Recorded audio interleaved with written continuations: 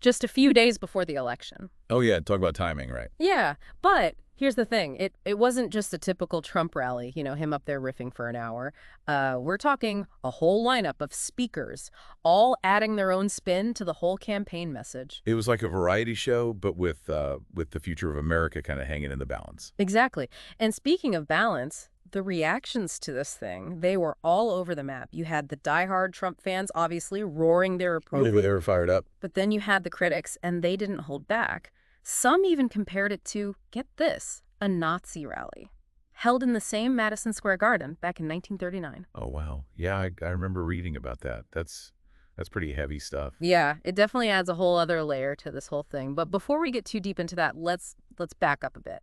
What was Trump's core message? What was he actually saying to all those people? Well, from what I gathered, he was painting a picture of America in turmoil, blaming it all on, you guessed it, those liberal policies. Ah, the classic Trump playbook. Right. And he really hammered on the issues that hit people where it hurts. Inflation, which is a real concern for a lot of folks. Absolutely. Everyone's feeling that pinch. And then there's the rising crime rates, this sense that things are just not as safe as they used to be. Yeah, it's that fear factor, right? Yeah, exactly. And, of course, he couldn't leave out immigration, talked about tighter borders, tougher enforcement, the drill. And how did the crowd react to all this? Oh, they ate it up. You could feel the energy in that arena. They were with him every step of the way. They see him as the strong man, the guy who can fix it all. Right. The savior, the only one who can get America back on track. But not everyone bought into that narrative. Oh, absolutely not. Some Democrats and some of the media outlets that the Trump supporters called the propaganda press. Oh, yeah, the ones they accuse of pushing a biased agenda. Yeah, exactly. They started drawing those 1939 rally comparisons, focusing on the nationalistic imagery, the fiery rhetoric. Yeah, that kind of stuff can get pretty dicey. For sure. It's a slippery slope. But let's move on to the supporting cast, because Trump didn't just stand up there alone. First up, J.D. Vance, his VP pick. Oh, yeah, Vance was definitely trying to make a splash. He presented the election as this stark choice, right? Like stability versus chaos. Exactly. It was a classic appeal to fear. Like, look, the current administration has messed everything up. Only Trump can save us from disaster. And Vance didn't pull any punches when it came to criticizing those liberal urban policies. Ah, yes, that catch-all phrase. Yeah, he blamed them for pretty much every problem facing America. And his solution, a return to American values and, of course, a booming economy, all thanks to Trump. It's a familiar narrative, but it's one that resonates with a certain segment of the population. For sure, for sure. Then we had Mike Johnson, the House Speaker, taking the stage. He went a little more down the values route. Appealing to the social conservatives. Exactly, family values, traditional morality, that kind of thing. He was basically warning about, the erosion of those values under the current administration. Yeah, and presenting Trump as the defender of those values. Right, the last bastion of hope against the forces of darkness. But it wasn't just politicians making the case for Trump. His family got in on the act, too. Both Eric and Laura Trump gave these really impassioned defenses of their father. Oh, yeah, it got pretty personal. They talked about his dedication to America, his love for the country. It was a clear attempt to humanize him, to counter those negative media portrayals. And Laura specifically focused on the grassroots GOP efforts. Yeah, that whole ordinary Americans fighting for their values narrative. Right, and she urged the crowd to ignore the media spin and see Trump for who he truly is, a man of the people, a fighter for the American dream. It was a smart mouse, appealing to people's emotions. For sure. And then, just when you thought it couldn't get any more dramatic, Tucker Carlson steps onto the stage. Oh, wow. Yeah, he's always a firebrand. And he did not shy away from the controversy surrounding the rally. He basically dismissed those 1939 comparisons as fear-mongering tactics by the fake news media. Oh, he knows how to play to his audience. He framed Trump as a warrior battling against the elitist establishment. Yeah, that us versus them mentality. And the crowd loved it. They were eating it up. He's like their voice, their champion. Exactly. And then, hold on to your hats, folks, because things took a wild turn. Elon Musk made a surprise appearance. Ooh, what? Nobody saw that coming. I know, right? It was totally unexpected. So Musk gets up there and he starts talking about technological innovation, free speech, limited government. Yeah, appealing to the entrepreneurs, the libertarians. Exactly. And he even praised Trump for his stance on these issues. It was a brilliant strategic move by the Trump campaign, bringing in Musk to broaden the appeal. Oh, yeah, it was a media frenzy. But the rally wasn't all politics and big names.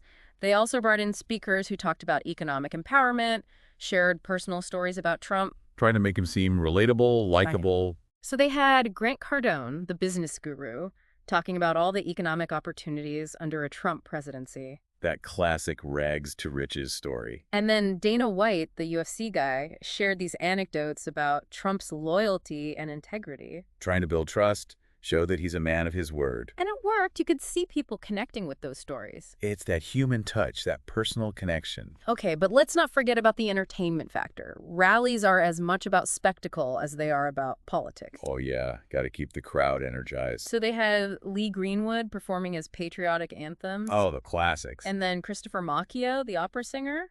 Interesting choice. And Scott Libido, the live painter, creating this giant American flag on stage. It's all about creating those memorable images. And then, maybe the most talked about performance, comedian Kill Tony. Oh yeah, his humor can be pretty edgy. He definitely pushed some boundaries. It's that nothing is sacred approach. But hey, it's the Trump era, right? It's Well, all about challenging norms. and getting people talking. Yeah, exactly. So we've covered the speakers, the entertainment, the atmosphere. What's the takeaway from all of this? Well, I think this wasn't just a political rally. It was a cultural event, a reflection of a deeply divided America. And what does that mean for us, the listeners? It means we need to pay attention. Yeah. We need to understand the forces at play, the narratives being spun. Because ultimately, it's up to us to decide what kind of future we want for our country. Okay, that's a lot to unpack, but don't worry, we're not done yet.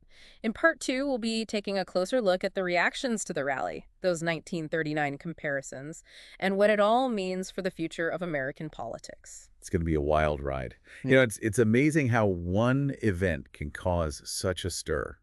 Like, this rally really brought all those divisions to the surface. Yeah, it's like America's anxieties and hopes all kind of projected onto that stage at Madison Square Garden.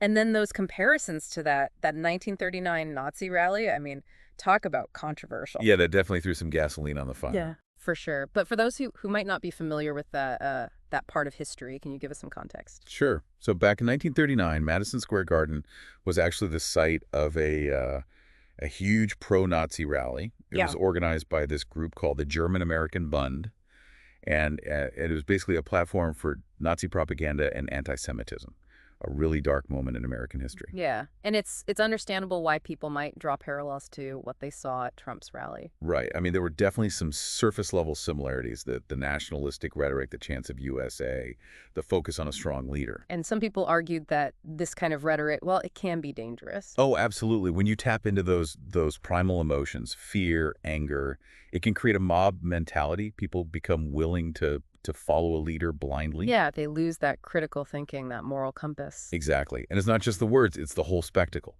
The way the stage is set, the lighting, the flags, it all contributes to that hypnotic effect. But of course, Trump supporters push back hard against those Nazi comparisons. Oh yeah, they saw it as a smear campaign. Another attempt by the fake news media to discredit their movement. Right. They believe the media is biased against Trump and will twist anything to make him look bad. So you have this clash of interpretations.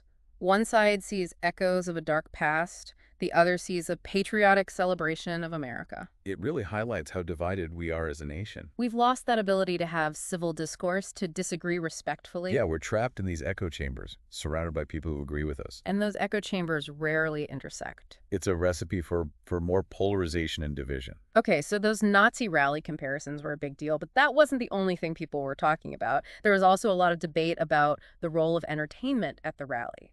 Some people felt like it went too far. Yeah, like the comedian, Kill Tony. Yeah, his humor is definitely not for everyone. It's very edgy. Can be offensive to some. And then you had Lee Greenwood performing his patriotic anthems. Which, are crowd pleasers. But in this context, some critics saw them as contributing to a kind of nationalistic fervor. It raises the question of what role entertainment should play at political rallies. Is it just about keeping the crowd entertained? Or is it about shaping the message, reinforcing a particular worldview? Because rallies are carefully staged events. They're designed to evoke specific emotions. Right, to create a sense of excitement, of unity. And entertainment can play a powerful role in that. But it can also backfire if it's overdone or if it crosses a line. It's about finding that balance between entertainment and substance. So we've talked about the rally, the speakers, the controversy. The big question is, what does this all mean for the election? Did this rally help or hurt Trump's chances of winning? That's the million-dollar question. And it's tough to say for sure, There are so many factors at play. but we can speculate. On the one hand, the rally clearly energized Trump's base. They loved it. The energy was palpable. And it got a ton of media attention, which is never a bad thing for a candidate. Right, even if some of it was negative. But on the other hand, the rally probably alienated some voters. Those who were already skeptical of Trump. Yeah, or undecided voters who might have been turned off by the divisive rhetoric. The over-the-top entertainment could have rubbed some people the wrong way. And remember, this all happened just days before the election. Yeah, the timing couldn't be more crucial. It could motivate Trump supporters to turn out in droves. Or it could galvanize the opposition and lead to a surge in voter turnout for his opponent, It's all about mobilizing the base. getting people to actually show up and vote. So as we head into the final days of the campaign, it's really anyone's guess how this rally will ultimately play out. It's going to be fascinating to watch. Okay, so we're back, and, we've spent a lot of time dissecting this rally, the speakers, the reactions, but now I kind of want to zoom out a bit, look at the bigger picture, the long-term implications of all this. Yeah, I mean, this wasn't just another campaign stop. It felt like a real cultural moment, a glimpse into the soul of America in 2024. So help me unpack that a little. What do you mean? Well, think about the trends we're seeing in society right now. The rise of populism, distrust of institutions, the media landscape becoming so fragmented. It all feeds into this growing polarization, this feeling that we're drifting further and further apart. Okay, and how did this rally, how did it reflect those trends? Well, look at how Trump's message resonated with his base. This idea of America losing its way, needing to be restored to greatness. It taps into this anxiety about change, about the loss of traditional values. And Trump, he's seen as this force of resistance against all that. He's not afraid to shake things up, to challenge the status quo. Right, he's the outsider, the disruptor. Yeah. And that's a powerful image, especially when people are disillusioned with the system. But it's also what makes him so polarizing, right? Because for his critics, that same disregard for norms, that's what makes him so dangerous. Yeah, they see him as a demagogue, someone who's manipulating people's fears for his own benefit. And that's the fundamental divide in American politics today. These two completely different interpretations of Trump, of what he represents. And we saw that divide play out at the rally, right? The passionate supporters inside, the protesters outside. It's a stark reminder of how divided we are, how hard it is to even have a conversation these days. So where do we go from here? Can we bridge this divide? That's the million-dollar question. I think it starts with recognizing our own biases. We all see the world through a certain lens. Yeah, we've all got our blind spots. Exactly. So we have to be more critical of our own assumptions, more open to other perspectives. More willing to listen, to empathize, even when we disagree. Right. It's about finding that common ground, those shared values that can unite us. It's a tall order for sure. It is, especially in these times. But it's essential because if we don't figure this out, our democracy is in trouble. And the consequences, well, they're pretty dire. So as we wrap up this deep dive, I'm left feeling a real sense of urgency. Like, we're at a crossroads, and the choices we make now will have huge implications for the future. Absolutely. We all have a role to play in shaping that future. We need to be informed, engaged, and willing to stand up for what we believe in. And even in these divided times, never lose hope. We can find a way to come together, to heal, to build a better future. Well said. Thanks for joining us on this deep dive. Until next time, stay curious, stay engaged, and keep exploring. And